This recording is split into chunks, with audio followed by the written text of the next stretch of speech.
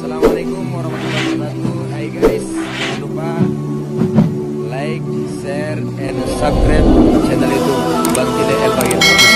Oke, semoga berkah. Kita Kiai Haji Nur Fadilah Yusuf. Untuk itu pada beliau wakil Pak Tafadhol.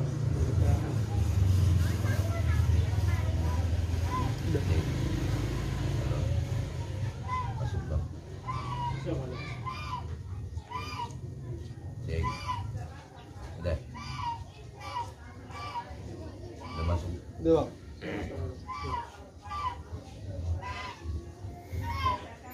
Assalamualaikum warahmatullahi wabarakatuh. Alhamdulillah. Alhamdulillahilladzi an'ama alaina bi ni'matil iman wal islam. Wassalatu wassalamu ala khairil anam wa ala alihi wa sahbihi bararatil kiram, amma ba'du.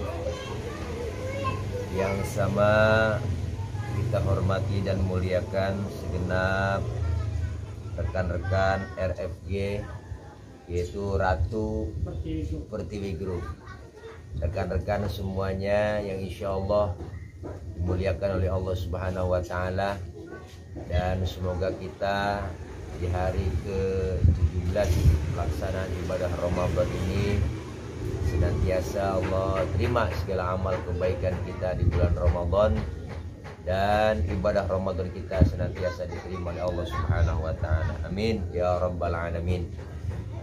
Alhamdulillah, puji syukur kehadirat Allah Subhanahu wa Ta'ala, yang mana kita semua diberikan oleh Allah begitu banyak nikmat, kesempatan, nikmat panjang umur, terutama nikmat iman dan Islam, sehingga kita dapat melaksanakan ibadah Ramadan ini dengan khusyuk, dengan sempurna, dan semoga ibadah Ramadan kita dari awal hingga akhir nanti, baik kita berpuasa, bertarawih, bertadarus, qiyamul lail, dan ibadah Ramadan lainnya, kesemua itu senantiasa mendapatkan detail dari Allah, yaitu la'allakum tattaqun, menjadi orang-orang yang beriman dan bertakwa. Amin ya rabbal alamin.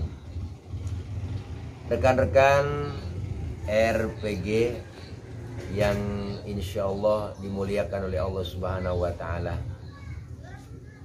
Ramadan adalah merupakan bulan month of training, bulan latihan. Satu bulan kita dilatih, digojlok untuk menghadapi 11 bulan yang akan datang.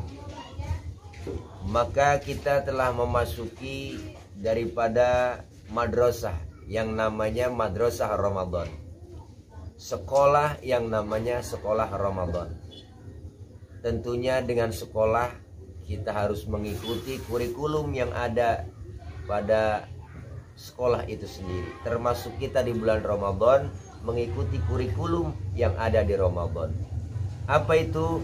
Di antaranya kita melaksanakan ibadah puasa, kita tarawih, bertadarus, dan berqiyamul lail, serta bersosial di antara kita. Oleh karena itu, banyak pelajaran yang kita dapat dari Ramadan ini, terutama ibadah puasa. Puasa adalah ibadah sirriyah, ibadah yang hanya kita dengan Allah yang tahu. Ini sebelum masuk ke temanya nih, kita ikutin tentang pelajaran ilmu yang kita dapat dari puasa. Puasa itu ibadah sirriyah, ibadah yang hanya kita dengan Allah yang tahu. Ibadah yang hanya kita dengan Allah yang tahu. Ibadah yang lain gampang dilihat orang, bang. Ibadah yang lain gampang dilihat orang, po. Kita sholat orang tahu, kita zakat orang tahu, kita pergi haji sekampung yang antar kita. Tapi puasa cuma kita dengan Allah yang tahu. Maka ibadah yang lain gampang dinilai orang. Ada teman kita ngomong, dia kayaknya sholatnya khusyuk ya. Lu tahu dari mana? Gue liatin sujudnya lama. Orang masih bisa lihat begitu. Tetangga kita kayaknya hajinya mabrur tuh. Kok tahu lu? Ketahuan. Selesai haji ibadahnya tambah tekun. Orang masih bisa nilai begitu. Tapi puasa nggak ada yang bisa nilai. Gak ada temen kita ngomong, si Anu puasanya mantap banget ya. Lu tahu dari mana? Gue liatin beludah mulu. Biar ludahnya seember belum tentu mantap. Kenapa? Puasa cuma kita dengan Allah yang tahu. Yang kita ambil dari pelajaran puasa apa? Pertama, puasa mengajarkan kita agar disiplin. Disiplin apa? Disiplin makan minum. Kalau belum waktunya jangan dimakan, jangan diminum. Ini satu peringatan buat kita, pelajaran buat kita. Disiplin kita nih dalam hidup dan kehidupan sekarang nih sangat mengkhawatirkan. Dalam segi kehidupan aja kita disiplin kita kurang. Di jalan raya kita lihat kenapa banyak yang macet. Karena mobil besar nggak mau ngalah, mobil kecil nggak tahu diri. Di jalan tol kenapa macet? Udah mobil tua, yang nyetir tua, di kanan aja nggak mau disalip. Artinya apa? Disiplin kita kurang. Maka puasa ini mendidik kita disiplin, termasuk di dalam bekerja. Nah, apalagi kita sudah masuk tema nih, peran wanita di era digital menurut syariat fikih Islam. Ini luar biasa, tema yang sangat mengangkat derajat kaum perempuan. Sebab Rasulullah bilang an-nisa'u imadul bilad.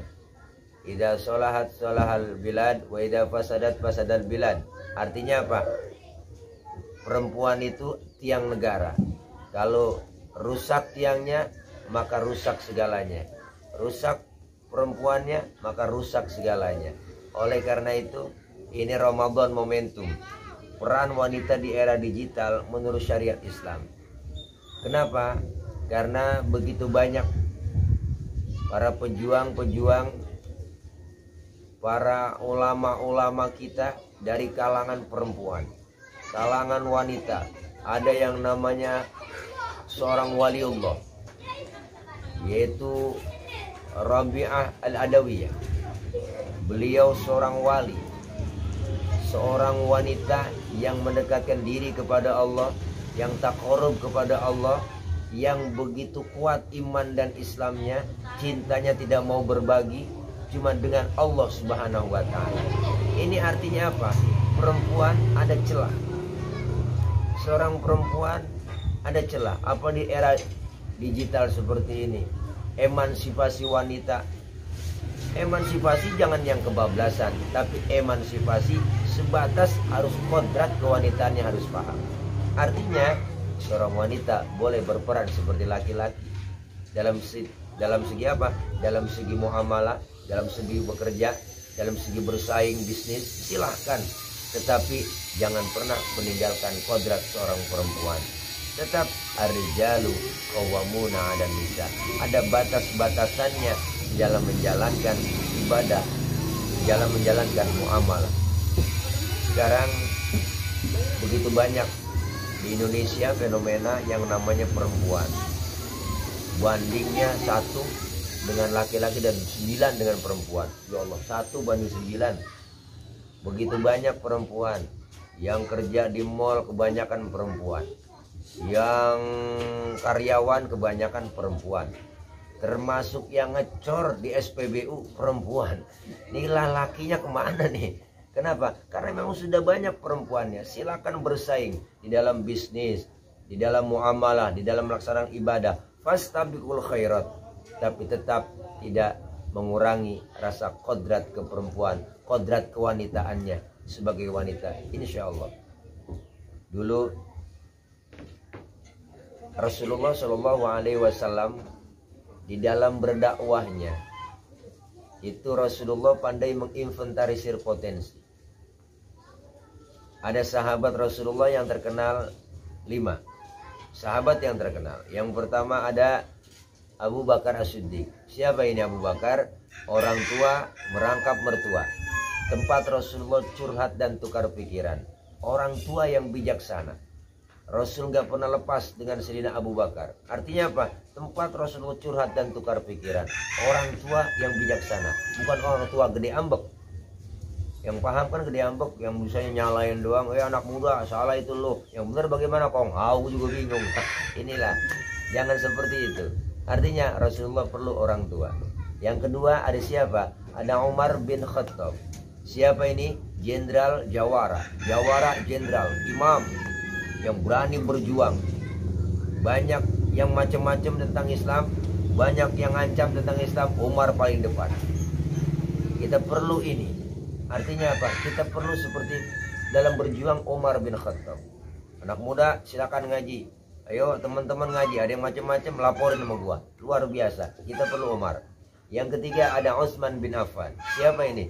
Tokoh bangsawan, hartawan, bisnismen.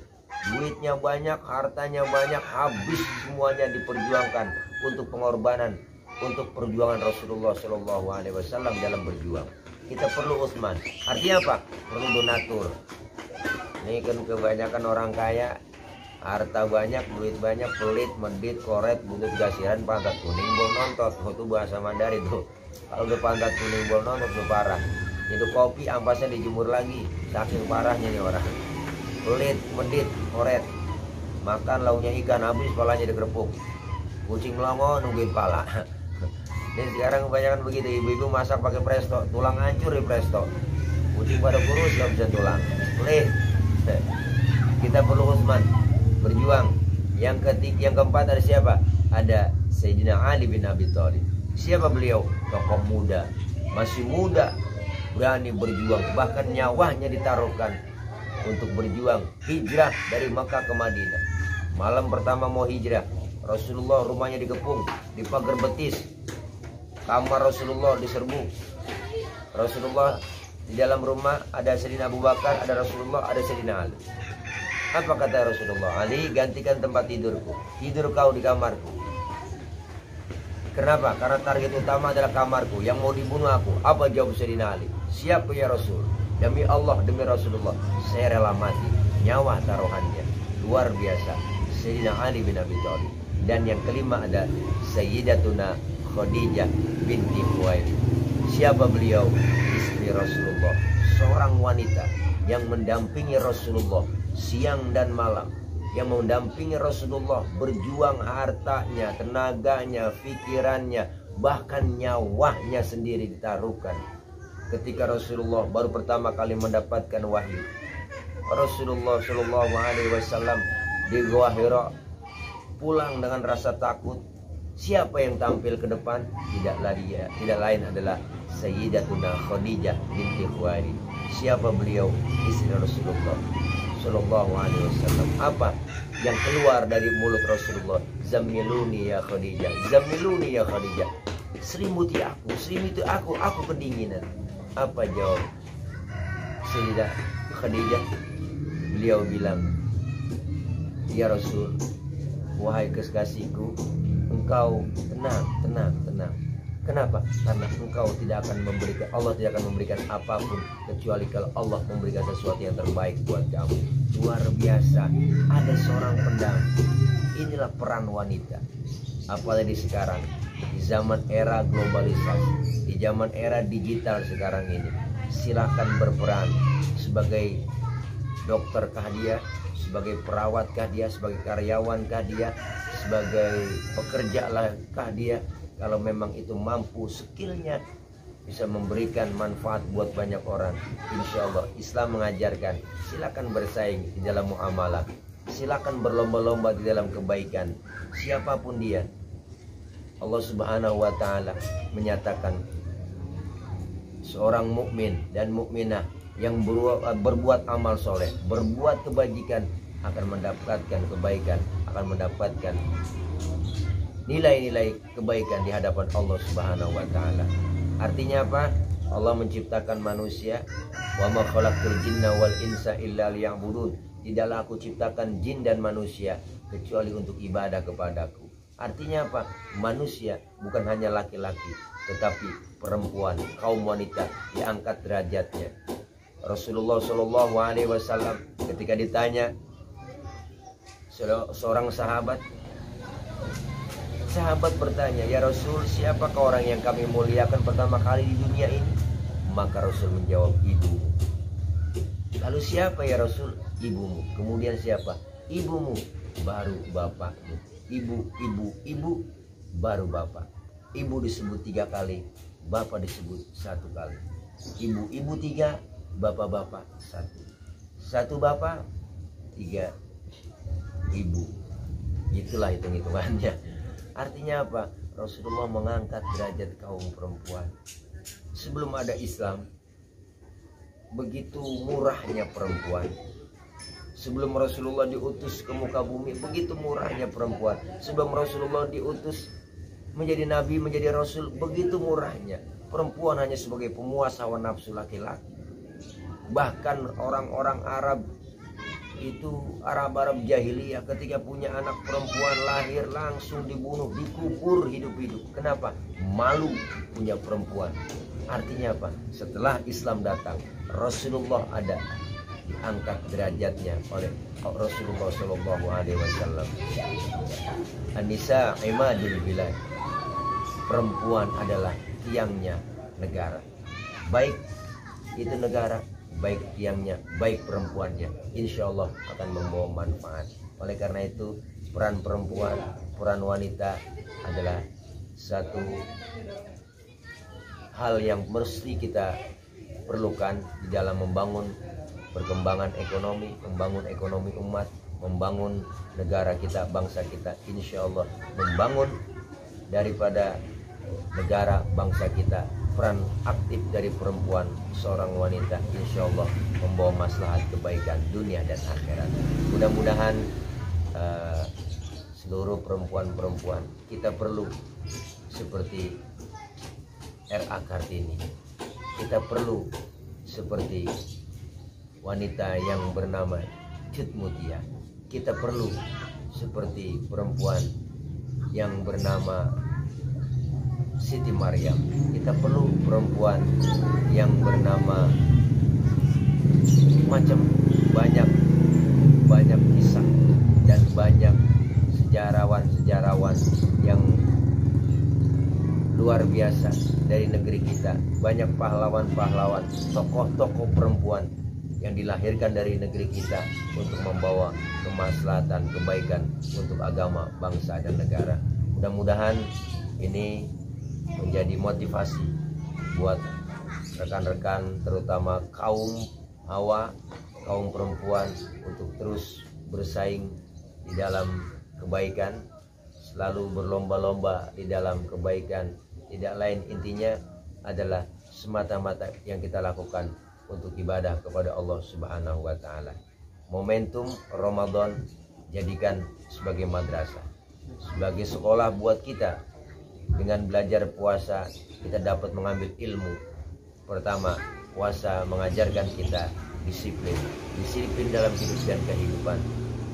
Yang kedua, puasa mengajarkan jujur. Ketika kita berpuasa di siang hari, ketika mau sholat zuhur kita berkumur.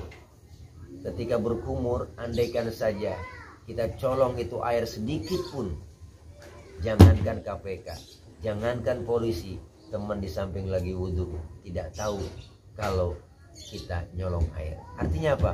Puasa ngajarin jujur. Ketika saya sendiri, yang kedua Allah. Ketika saya berdua, yang ketiga Allah. Ketika saya bertiga, yang keempat Allah. Menghadirkan Allah selalu dalam hidup. Orang lain tidak lihat, tapi Allah melihat. Puasa ngajarin jujur.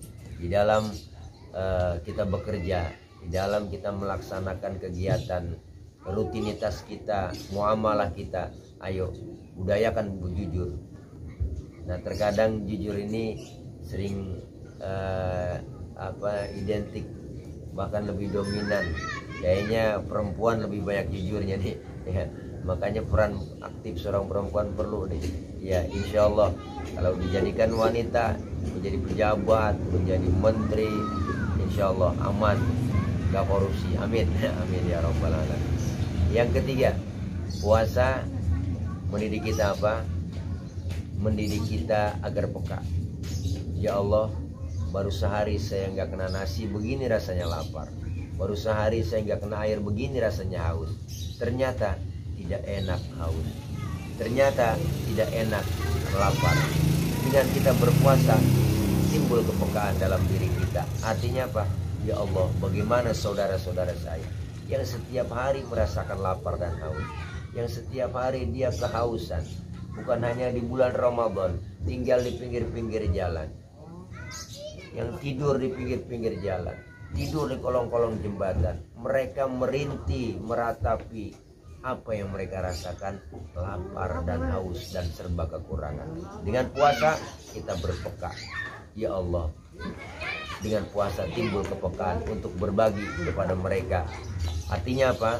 Untuk berbagi kepada orang yang lebih membutuhkan di antara kita. Hidup enak adanya orang lain.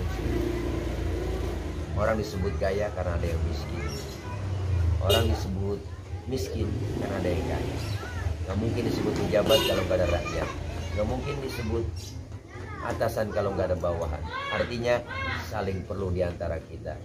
Mari yang punya kelebihan harta dan rezeki, sebagian kita salurkan untuk mereka. Kita donasikan buat anak-anak yatim kita. Kita donasikan buat orang-orang yang butuh uluran tangan kita. Berapa banyak saudara kita yang tergabung dengan komunitas-komunitas mereka, berbagi takjil di pinggir jalan, memberikan makan buat anak-anak yatim di Ramadan ini. Ini yang perlu kita lestarikan terus. Inilah pelajaran selesai kita Ramadan, kita diajarkan terus jangan berhenti untuk berbagi kepada orang-orang yang memerlukan uluran tangan kita. Oleh karena itu, tema kita hari ini kita ambil pelajaran dari ilmu yang namanya puasa untuk menjadikan seorang wanita-wanita yang bekerja, wanita-wanita yang berkarir di dalam pandangan hukum Islam untuk memajukan Islam. Ayo sama-sama kita bersama dalam satu pemikiran, kita bersama berlomba-lomba dalam kebaikan sehingga kita semua tergolong orang-orang yang dicintai oleh Allah Subhanahu wa taala.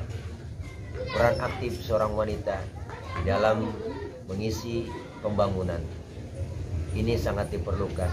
Kita butuh wanita-wanita yang tangguh. Kita butuh wanita-wanita yang senantiasa memberikan pencerahan, membawa maslahat kebaikan untuk umat, bangsa dan negara. Dalam hukum Islam, silakan wanita berkarir, silakan wanita berlomba-lomba mencari kebaikan, berlomba-lomba dalam bermaslahat, bermuamalah, dalam bermasyarakat, dalam bergaul, silakan. Tetapi tidak bisa perempuan tetap perempuan. Jangan menyalahi kodrat seorang perempuan. Insya Allah itu yang kita jalani, sebatas dengan kita melaksanakan ibadah dengan niat dalam hati untuk memulai perbuatan itu semata-mata karena Allah.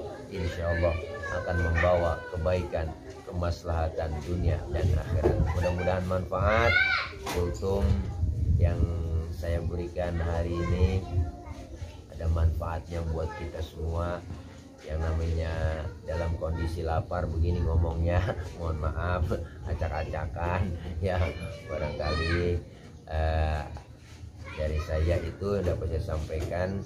Semoga manfaat buat saya pribadi dan buat kita semua, terutama buat rekan-rekan wanita-wanita pilihan Allah, wanita-wanita pilihan yang terbaik, yaitu wanita-wanita yang solehah, insya Allah membawa kemaslahatan untuk hidup dan kehidupan kita seharian. Amin ya rabbal alamin. Jadi saya mohon maaf, akhir kalam, wallahul muwaffiq ila aqwamit thoriq.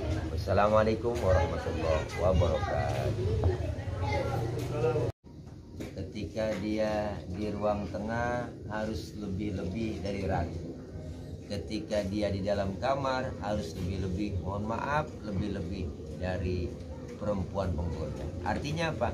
Bisa menempatkan dirinya seorang perempuan. Itulah batasan kodrat perempuan.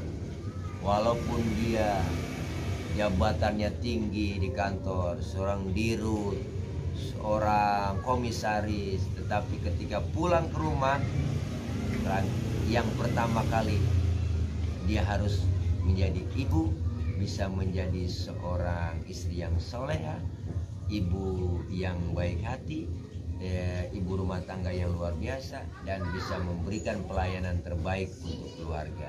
Itulah batasan-batasannya. Jangan melanggar kodrat perempuan. Jangan mentang-mentang udah jadi dirut, udah jadi komisaris, wow, duitnya banyak, hartanya banyak, seenaknya saja dengan seorang suaminya, seenaknya saja dia tidak menghargai seorang suaminya. Itulah ada batasan-batasan, tetap bisa membagi. Gitu. Yang lain ada Ibu Widi? Pak Edi atau Pak Edi? Ibu Widi atau Pak Edi? Yang Asoka atau dari Bintara? Ya, dari Bintara nyaut. Bintara berapa nih? Bintara Wijaya Raya. Oh, Wijaya Raya. Tol. Silakan yang lain sambil dinyalain videonya. Masih ada yang bertanya? Ya, malu bertanya, sesat tigot. Tunggu 1 menit lagi yang mau bertanya, silakan. Ibu Irin? Ya. Monggo. Waalaikumsalam warahmatullahi wabarakatuh.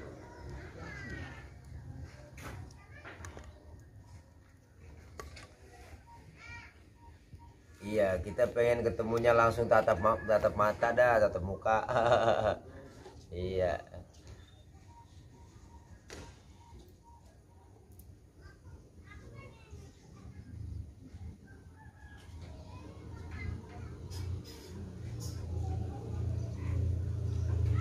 Betul. Betul.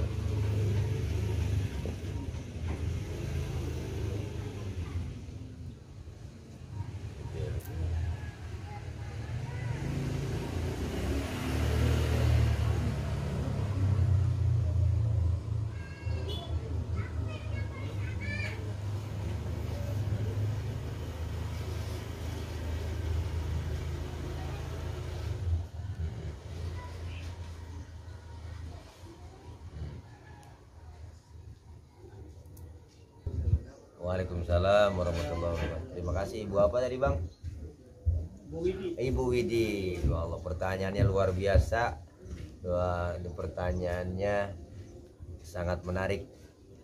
Pertama, sebagai seorang laki-laki dan perempuan di zaman era globalisasi dan era digital sekarang, lebih mengakses lebih cepat. Ya, semuanya, kita hampir semuanya nih orang Indonesia, ya warga plus 62 itu punya medsos gitu. Terutama Facebook, ya Facebook, IG dan yang lainnya, kesemuanya itu. Dimana kita batasannya seorang perempuan ini tergantung diri kita sendiri menyikapi daripada medsos. Artinya apa? Seorang perempuan yang sudah punya istri, yang sudah punya suami, seorang istri yang sudah punya suami, ini harus bisa menjaga wibawanya, terutama dalam berkomunikasi di medsos. Ya, memberikan postingan-postingan yang positif, yang bermanfaat. Jangan kita mengumbar aurat, ya, terutama perempuan, apalagi banyak yang bikin selfie foto upload ke Facebook, upload. Ini bisa menjaga, dan ini imbasnya sangat luar biasa buat orang banyak. Maka itu ada batasan-batasannya. Yang kedua, sebagai seorang istri di rumah, semua anak-anak kita pasti mencontohnya orang tuanya. Ma fil aba fil abna. Yang dikerjakan orang tua bakal dikerjakan oleh anak-anaknya. Artinya apa? Tadi saya katakan madrasatul ula adalah seorang ibu dan bapaknya, terutama ibu yang lebih dekat dengan anak-anaknya. Kita batasi dan kita bisa menjadi contoh buat anak-anak kita. Artinya sesuatu yang memang tidak berbanyak manfaat, tidak bermanfaat dan banyak mubazirnya, ya mesti kita hilangkan. Artinya apa? Kesemuanya itu tergantung kita. Kita kepengen membentuk karakter anak-anak kita yang berakhlak, anak-anak yang soleh dan soleha, tergantung kedua orang tuanya. Ayo manfaatin medsos untuk berdakwah, memberikan sesuatu yang positif, dan jadikanlah diri kita untuk menjadi contoh. Memberi contoh gampang, tapi menjadi contoh susah. Menjadi contoh buat siapa? Buat anak-anak kita. Terutama terus belajar dan belajar. Insya Allah ibu yakin 90%, 80% pendidikan terbaik adalah dari sang ibu. 80% pendidikan yang terbaik buat anak-anak kita adalah dari seorang ibu. 20% dari seorang ayah. Itulah kehebatan seorang ibu. Bukan berarti harus dituntut dengan yang begini-begini, terlalu berat, terlalu capek kerjanya seorang perempuan. Oh tidak. Kalau kita jalani dengan nilai ibadah, dengan hati ikhlas, insya Allah enteng semuanya. Amin ya rabbal alamin. Itu barangkali sedikit tambahan yang dapat saya sampaikan. Ya, kalau memang belum puas, ya nanti kita bisa tanya di lain waktu. Silakan, Bang. Yang lain barangkali. Halo, 1, 2, 3. Udah diambil fotonya PC. Halo PC, udah foto. Dah buat bukti. Ya. Baiklah teman-teman, jika tidak ada yang bertanya, kita akhiri saja acara kajian sore hari ini dengan doa bersama-sama Kifayatul Majlis. Sebelumnya kita berharap kepada Allah Subhanahu wa taala semoga kita senantiasa diberi kesehatan dan umur panjang sehingga bisa bertemu lagi pada pertemuan yang akan datang. Subhanakallahumma wa bihamdika astaghfiruka wa atubu ilaik. Assalamualaikum warahmatullahi wabarakatuh. Terima kasih semuanya, terima kasih Pak Ustadz. Sama-sama. Maafin satu hari satu waktu kita nanti bisa ketemu langsung, tatap mata, tatap muka nih yang enak. Mudah-mudahan kita bisa silaturahim di mana Bang? Di RPG Pelumpang. Insya Allah. Baiklah teman-teman, makasih atas